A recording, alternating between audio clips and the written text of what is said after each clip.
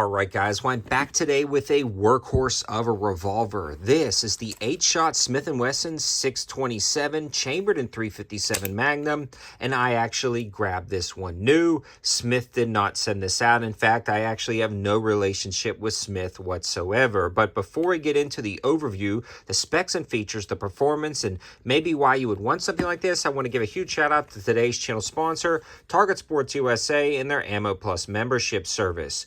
Great group of people. They've always been hugely supportive, and they have an immense selection. If you can't find it, then you don't need it. These guys are absolutely awesome. And again, a huge shout out to Target Sports USA for sponsoring today's video.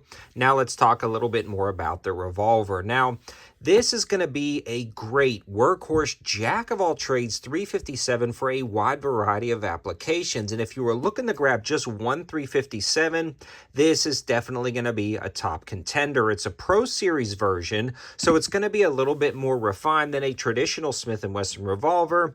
It comes with the revolver itself, some moon clips in the box because it is cut for moon clips. It is compatible with moon clips. You don't need to run moon clips, though, to use this revolver, so I like that about it. Now, something like this with the 8 shots is going to give you a few extra rounds over a more traditional 357 6-shot revolver. For me personally, that's going to be great for more home defense and practical defensive applications. Maybe a nightstand gun or something like that. Somebody who wants something with a little bit more capacity than a traditional revolver, but doesn't want to switch over to something like a mag-fed semi-auto. Now, the other cool thing about having those 8 shots is you can really throw a lot of lead down range when it comes to 357 Magnum ammo choices. There are so many different types of defensive rounds on the market, and 357 packs a punch. I would not feel undergunned with 8 shots at 357. Let's talk a little bit more, though, about the specs and features, and then a few other uses that you may have for a revolver like this. Now, it ships from the factory with these rubberized grips, which are incredibly convenient. They get a good grip on your hand. Even if they get dirty or wet, you still get a nice grip, and you get a full grip on this revolver to help control that 357 recoil.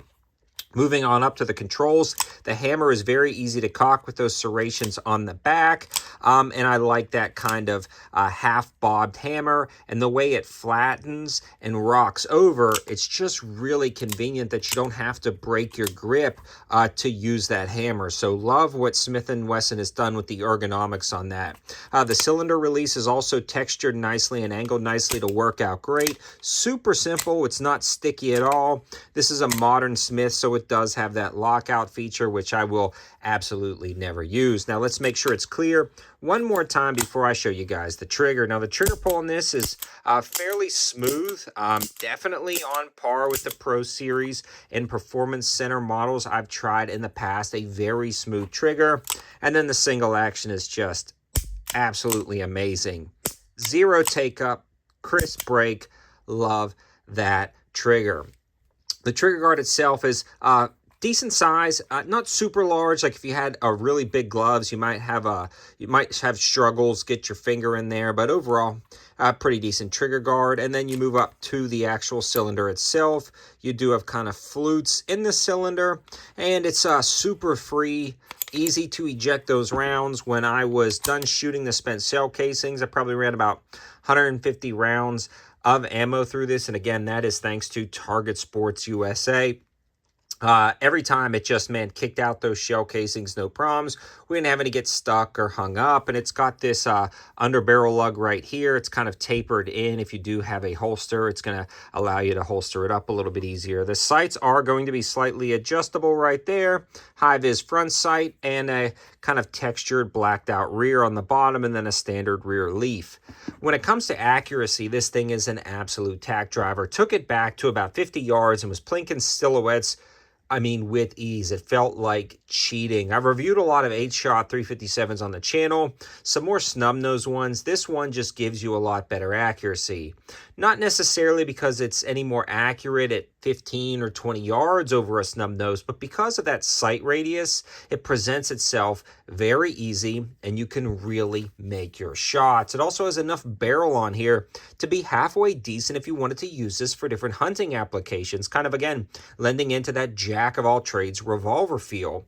A lot of states allow you to hunt mid-size game, maybe deer and stuff, with 357 Magnum cartridges, and this is definitely capable of it with the sight radius, easy 50 yards and in. With that crisp trigger, I would feel confident taking a 50-yard shot with this. Again, no problem whatsoever plinking an 8-inch steel popper at 50 yards. I think you can make your shots on a deer. I'm not saying this is a hunting revolver. I'm saying this has the potential to be utilized as a hunting revolver. Now, in summary, I love it. It is a great working revolver, 100% functional down at the range, great trigger, great action, great reliability. And I haven't had any problems out of any of my modern day Smiths.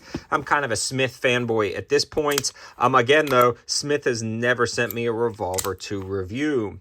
The long-term testing and evaluation will continue on this revolver, and I'll update you guys in the future. But if you were looking for a solid jack-of-all-trades optic that didn't completely and utterly break the bank, this is going to be a really good option, and I'm glad I grabbed it to add to the collection. This one will be staying with me for the long term.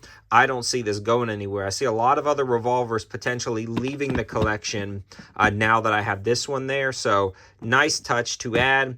Definitely a good option, but let me know your thoughts in the comment section below. Would you ever consider adding a revolver into your collection? And if so, what is your favorite revolver? And do you like Smith or do you prefer another company a little bit more? Thanks for watching. Thanks to Target Sports USA. Have a good one.